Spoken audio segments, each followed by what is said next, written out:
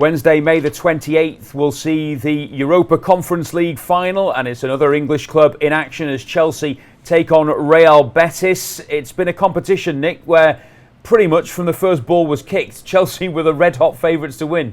Yeah, they were, and people can talk about whether this competition's really beneath them or whatever, but they finished 7th in the league, and that's where you go. So there's no exceptions for it being Chelsea.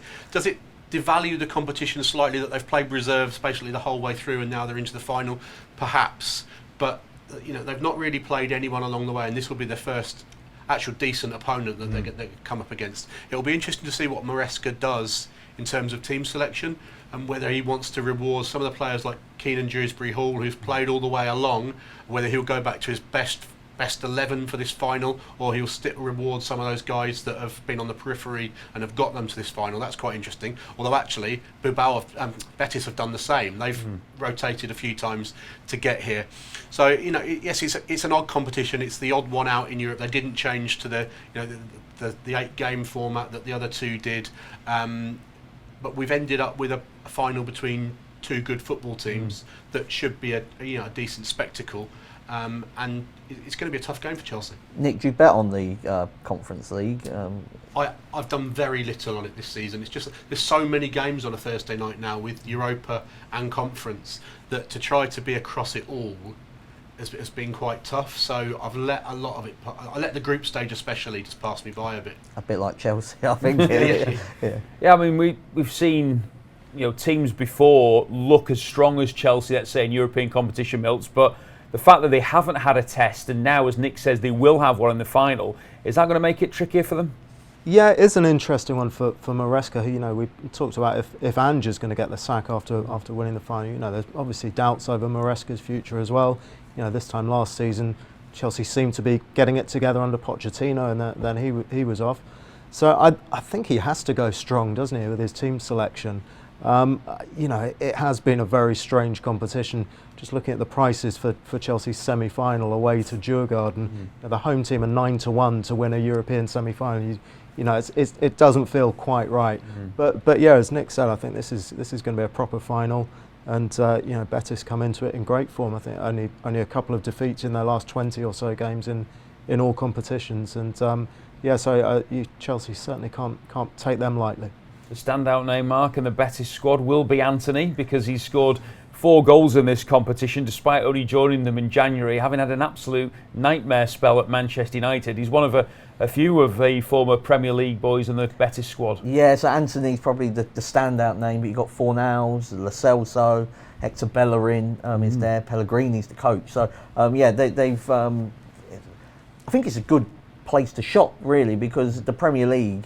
you end up getting these players, and the Premier League teams are so bloated, and they throw money away left, right, and centre that you can actually just pick these players up because they're no longer wanted. But in Anthony, you had somebody. Now, okay, United overpaid for him when they bought him, but there was definitely a lot of hype around his ability when he arrived, and so there was definitely something there. It just hasn't worked out for any number of reasons, but he's definitely been an important player for them. And the players I've just mentioned there are all quite attacking. You've got Isco as well, somebody that I don't know, 5 years ago, 10 years ago was seen as one of the real stars in Spain. Felt sure he must have had an ill-fated loan spell at Chelsea. I had to check that before the show, but he hasn't. So I think really from Betis' point of view, they've got a lot going forward, and this match means so much to them. I don't know if you saw the video clip after the semi-final against Fiorentina.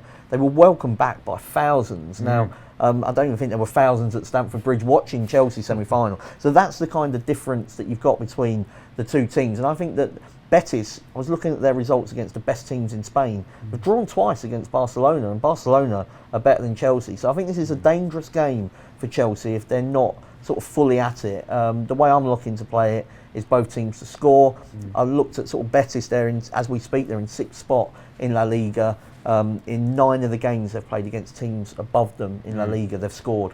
So they do carry a forward threat. Nick, how are you looking at this? So on comparing some prices, Athletic Club went away to Betis and went off 11-10 away, so the market perception of the difference between a club that Man United have just given a good seeing to and Betis, there's quite a big gulf there, and that would concern me. I'd want to see the Chelsea team though before I committed to backing them.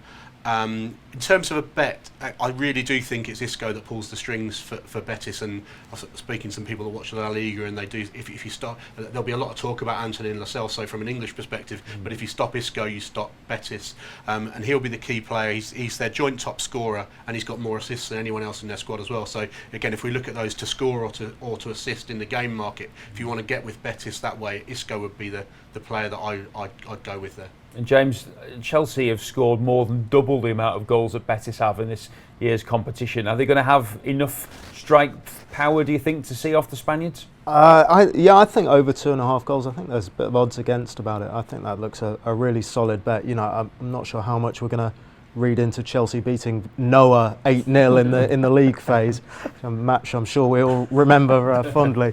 But yeah, I think, you know, Betis, as I said, coming into the game with great confidence. And you know, it's an important game for Maresca and Chelsea as well.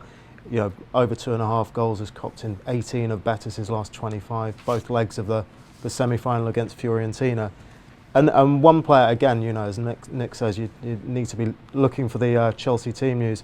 Enzo Fernandez in the goal scorer markets is interesting.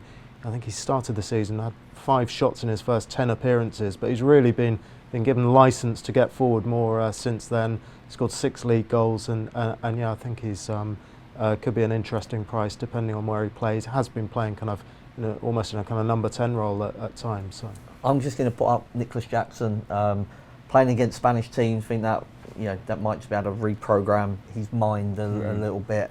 And if you have a look at his sort of non-penalty XG, it kind of compares very well with always the favourite in this market, which is Cole Palmer. The difference between the two is that Palmer is more reliable in front of goal. But I think if Jackson starts, you know, there will be opportunities for him. Okay, well, it may be played down in some quarters, the Conference League final, but it will be a bumper crowd in Poland for Chelsea against Real Betis on Wednesday, the 28th of May in the Europa Conference League final.